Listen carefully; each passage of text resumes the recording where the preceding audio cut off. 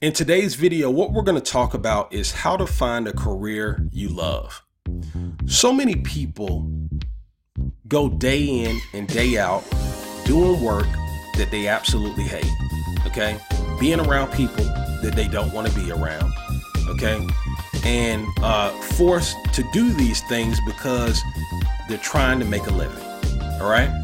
And one of the things I always like to tell people is this: you might not always be able to get into a job where you're gonna make just like phenomenal income, okay? But I do believe that everybody can find a situation from a working or a career perspective where they're able to do something that they love, do something that they enjoy, do something that they're genuinely interested in, okay? I think there's enough opportunity out here for everyone to be in that situation. And I think if more people were in that situation, I think the world would, in some kind of way be a better place. Okay. And so again, in today's video, we're going to talk about how to find a career you love. Let's talk about it. Welcome to another episode of Career Strategies. My name is Rodney Hughes, Mr. 100%, and the purpose of my channel is to teach you strategies that can help you advance your career. And so if that's a subject you're interested in learning more about, do me a favor, hit that subscribe button and join the family. And don't forget to hit that little bell icon so you don't miss out on any of this kick-ass content. Let's go ahead and dive into it. So again, we're going to talk about how to find a career you love. And I think the overarching theme of this video is really going to revolve around know thyself. Okay? You have to know yourself. You have to understand who you are, the things that are of interest to you, and you have to be able to find situations where you can leverage that. Okay? So look, I'm going to share 3 different ideas with you that I think can kind of help you find a career that you actually love. All right. The first idea is this: I want you to pay attention to the things you're naturally interested in. Okay. I've told people this before. Like I believe that every single person is born with a seed of greatness inside of them. Okay. A seed of greatness that makes them naturally interested in certain things. Okay. Because, when I look around, you could see people who are actually raised in the same, you could see like, a group of sisters and brothers, right? Who are all raised in the same house. They're all siblings, all in the same house, all within the same type of, living factors. And they all can end up turning out very different. Okay. Even though they were all raised in the exact same environment, and they could all end up being that, interested in vastly different things. Okay. And I think that goes to support the point that I'm trying to make, as far as everybody has a seed of interest inside of them. I call it a seed of greatness, but for this purpose, we could say a seed of interest. Okay. Something that's inside of them that where there's a burning desire for something that they didn't necessarily choose to be interested in, but it was just inside of them. And so it's like, I tell people, if NASA came to me tomorrow, okay, and they said, "Hey, Rodney, congratulations. You've been selected to be the next African American to step foot on the moon.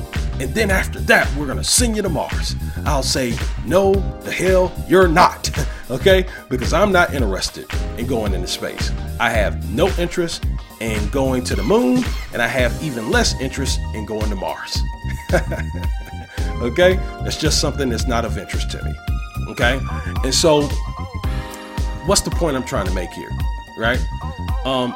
I don't think that everybody's meant to be an entrepreneur any more than I think that everybody's meant to be an astronaut, any more than I think that everybody's meant to be a police officer, any more than I think everybody's meant to be an executive recruiter, any more than I think that everybody's meant to be a teacher, and so on and so forth. Okay? I think that what you have to do is you have to pay attention to the things you're naturally interested in. If there is some, like, it's kind of like you got to pay attention to your gut. Okay? If you feel like you're interested in, teaching, for instance, then what you have to do is you have to start trying to find different avenues that will allow you to leverage the thing that you're interested in, right? Because that might be a career that you could get in that you would actually love. Now, it doesn't always guarantee that just because you're interested in something that you'll end up loving it from a career perspective, but I think that it's a starting place. Okay, I think it's a starting place. You want to pay attention to the things you're naturally interested in. So if you like talking, it's kind of like Steve Harvey. I was looking at a Family Feud one day, and he was talking to this contestant who said that she likes to talk a lot. And, she's interested in finding something where she can talk a lot. And, everybody started laughing. And he said, hey, man, I think you're absolutely right in the way that you're thinking. He was like, look, he said, I like talking a lot. And if you pay attention to my career, you can see I got involved in things where I talk a lot. Right? He's a nationally syndicated radio. He was on the nationally syndicated radio show. He's an author. He's he leads the Family Feud. I mean, he's doing everything. He's positioned himself in spaces from a career perspective that allow his natural interests to shine through. Okay.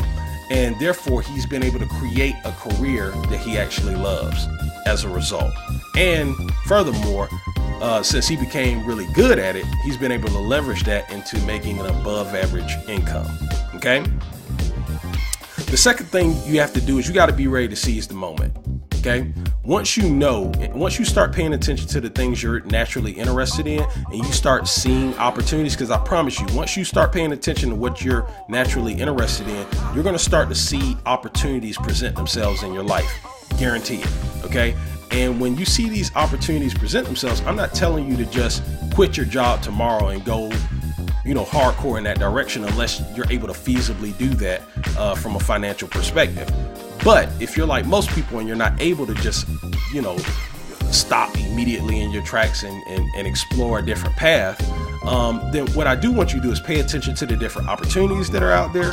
And then when you see opportunities that make sense with your lifestyle, you have to be ready to seize the moment. You have to be ready to take action immediately, because if you don't ever take action and try out some of the things that seem to be of interest to you, how are you going to ever find the career that you love? Sitting around all day crossing your fingers saying, I wish I was in a better situation, ain't gonna do it. For sure.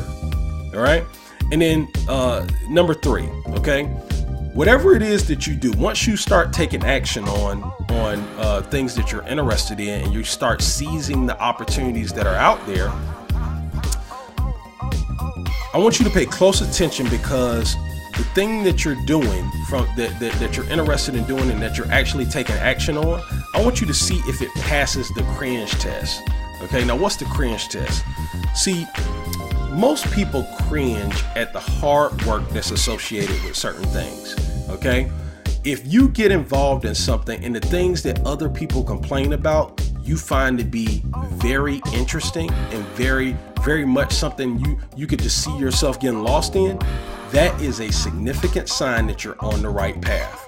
Okay, the things that are hard work, grinding work to everybody else, if that feels like it's not even work to you, that's a great sign.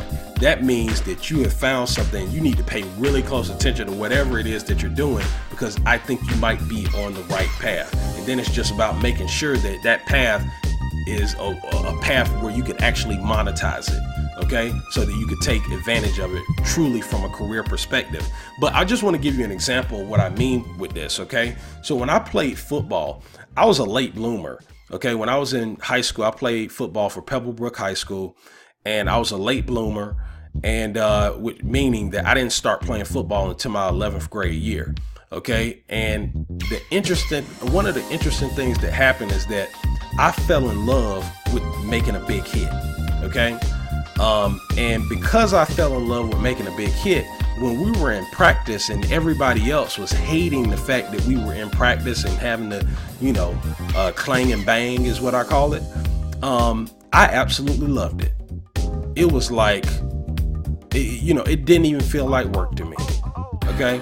I was looking forward to it. I couldn't wait to step out on that field. I didn't care if it was practice. I didn't care if it was a game. It was all the same to me, right? And because of that, because it didn't feel like work, because I was excited to do the stuff that everybody else was cringing about, I excelled in that space at a pace that most people weren't prepared for, and for that matter, at a pace that I wasn't even prepared for.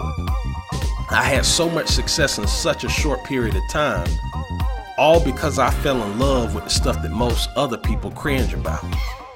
Okay? And so that's why I tell you, once you start taking action, if you find something that you're doing, maybe it's an internship, maybe it's an actual job, I don't know. But once you find out a space where you're doing the work and the work doesn't even feel like work, like you're excited, you're just all you care about is doing what it is that you're doing, and you love doing that, you're definitely on the right path at that point. Okay? And again, I think if you do those three things, that's how you will find a career that you love. Pay attention to the things that you're naturally interested in. Be willing to seize the moment, right? Seize the opportunity, because I promise you opportunities will present themselves to you once you start focusing on the things you're naturally interested in. And then if you pay attention and make sure that you identify when you are passing the cringe test by realizing that the things that you love doing are the same exact things that other people hate doing, right? You'll be well on your path of finding a career that you love. All right? Listen, I hope you got great value out of this video. If you did, I want to give you free access to a virtual training platform that I created called Interview Prep University. In this virtual platform, I'm going to teach you everything you need to know from point A all the way to point Z in the job interview process. I'm going to show you how to exponentially improve your job interview skills so you can control your perception as you're going through the job interview process and improve your odds of actually getting a job that you love. All right. If you'd like to take advantage of this, it's 100% free. Just go to my website, www.interviewprepuniversity.com. Again, that's www.interviewprepuniversity.com. All right. Listen, thanks for checking out the video. If you liked it, make sure you like this video, comment on this video, tell me what you liked about it. And if you haven't done so already, subscribe to my channel. All right. Join the family. Be active. All right. I'll see you in the next video. Take care.